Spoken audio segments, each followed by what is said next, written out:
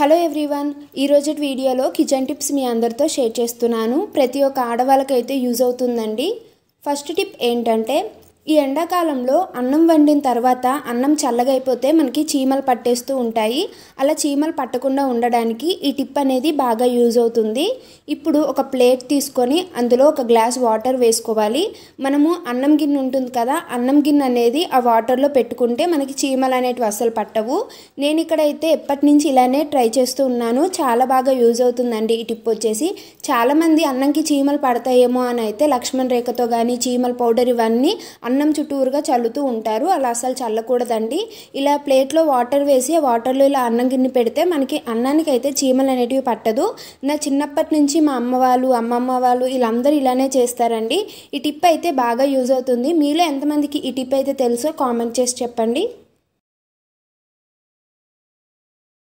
Second tip ఏంటంటే, మనము దువ్వెళ్ళు అనేటివి క్లీన్ చేస్తూ ఉంటాము. వీక్లీ వన్స్ అయినా మంత్లీ వన్స్ అయినా. అలా క్లీన్ చేసేటప్పుడు చాలామంది ఏంటంటే నార్మల్ వాటర్తో కానీ లేకపోతే బట్టల సబ్బుతో కానీ లేకపోతే రిన్ లిక్విడ్తో చాలామంది క్లీన్ చేస్తూ ఉన్నారు. అలా అసలు ఎప్పుడూ క్లీన్ చేయకూడదు. మనము ఏవి పడితే వాటితో సబ్బులతో క్లీన్ చేస్తే మనము తల దువ్వుకుంటాం కదా, హెయిర్ ఫాల్ ఎక్కువ అయ్యే ఛాన్సెస్ ఉంటుంది. అందుకనే ఇప్పుడు ఒక మగ్గ తీసుకొని అందులో వాటర్ వేసుకొని మనం డైలీ యూజ్ చేసే షాంపూ ఉంటుంది కదా, ఏదైనా పర్లేదు, షాంపూ వేసుకొని ఆ దువ్వెళ్ళు అనేటివి అందులో వేసి ఒక 1 అవర్ అలానే ఉంచేయాలి.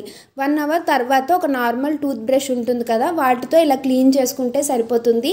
నేనైతే ఇలానే క్లీన్ చేస్తాను.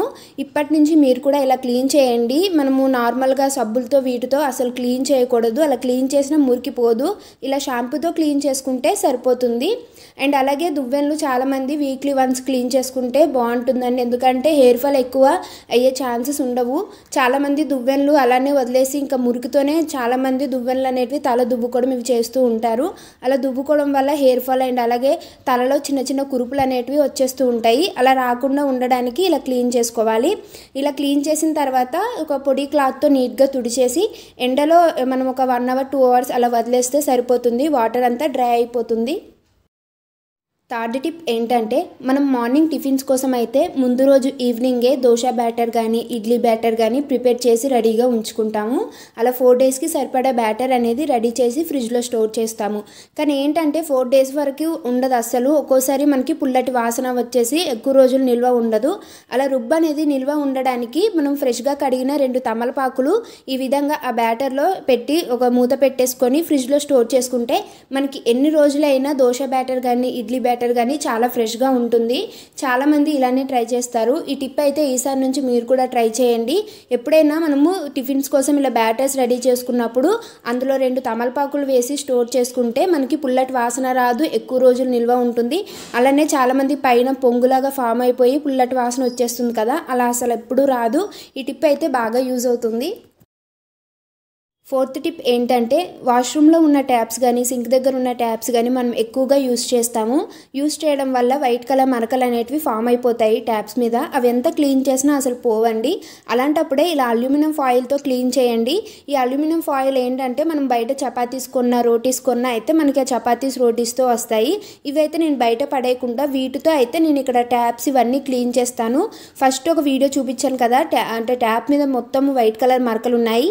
ఇప్పుడు ఆ మరకలను అయితే నేను ఇలా అల్యూమినియం ఫాయిల్తో అయితే మొత్తం అల్యూమినియం ఫాయిల్ కొంచెం తడిపి ఈ ట్యాప్స్ అనేటివి క్లీన్ చేస్తున్నాను. ఇప్పుడు ముందు వాటికి ఇప్పటికీ డిఫరెన్స్ అయితే మీరే చూడండి. చాలా అంటే చాలా షైనీగా రెడీ అయిపోయింది కదా ట్యాప్ వచ్చేసి. ఇప్పుడు ఒక క్లాత్తో నీట్గా తుడిస్తే మీకు అసలు వైట్ కలర్ మరక అనేది కనిపించదు. ఈ టిప్ అయితే చాలా బాగా యూజ్ అవుతుంది. వేస్ట్గా పడేసే వాటితో ఇంటిని అయితే మనం ఇలా క్లీన్ చేసుకోవచ్చు. ఫిఫ్త్ టిప్ ఏంటంటే, మనం వంటగదిలో ఎక్కువగా యూజ్ చేసేది మిక్సీ జారు.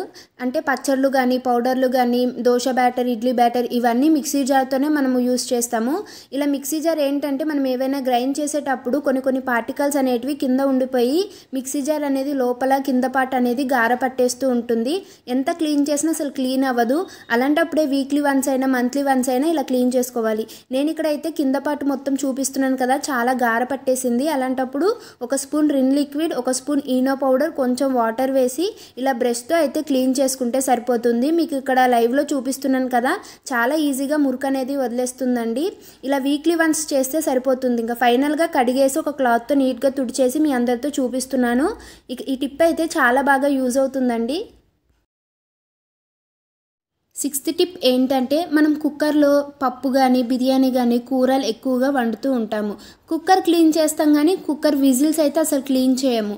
ఆ కుక్కర్ విజిల్లో మనము పప్పు కానీ ఏమైనా వండుతాం కదా, ఆ చిన్న చిన్న పార్టికల్స్ అనేటివి ఉండిపోయి ఆ కుక్కర్ విజిల్ అనేది మనకు తొందరగా రాదు, పాడైపోతూ ఉంటుంది. మనకి ఈ కుక్కర్ విజిల్ క్లీన్ చేయడం తెలియక అలానే వదిలేస్తారు. అలా ఎందుకు అసలు వదిలేయకూడదు. మంత్లీ వన్స్ అయినా కుక్కర్ విజిల్స్ అనేటివి క్లీన్ చేసుకోవాలి. ఒక బౌల్ తీసుకొని అందులో వాటర్ వేసుకొని ఒక స్పూన్ రిన్ లిక్విడ్ కొంచెం సాల్ట్ వేసుకొని కుక్కర్ విజిల్స్ అనేటివి ఇలా డివైడ్ చేసేసి ఆ వాటర్లో వేసి ఒక 1 అవర్ అలానే వదిలేయాలి. 1 అవర్ తర్వాత ఒక స్క్రబ్బర్తో కానీ స్టీల్ స్క్రబ్బర్ కానీ లేకపోతే ఒక బ్రష్తో కానీ క్లీన్ చేసుకుంటే సరిపోతుంది. నేను ఇక్కడ చూపిస్తున్న విధంగా అయితే క్లీన్ చేసుకుంటే సరిపోతుందండి. చాలామంది ఏంటంటే కుక్కర్ విజిల్స్ అసలు క్లీన్ చేయరు.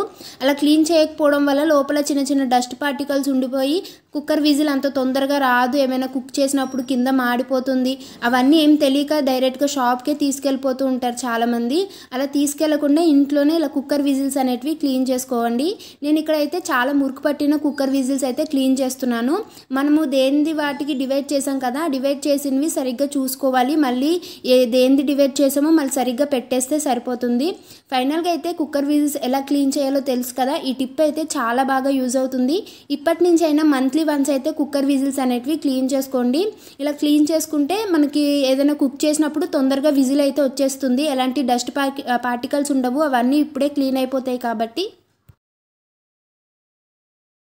సెవెంత్ టిప్ ఏంటంటే వంటగదిలో ఫ్రూట్స్ వెజిటేబుల్స్ ఫుడ్ ఇవన్నీ ఉంటాయి కాబట్టి ఈగలు దోమలు ఫ్రూట్ ఫ్లైస్ అనేటివి కామన్ అండి.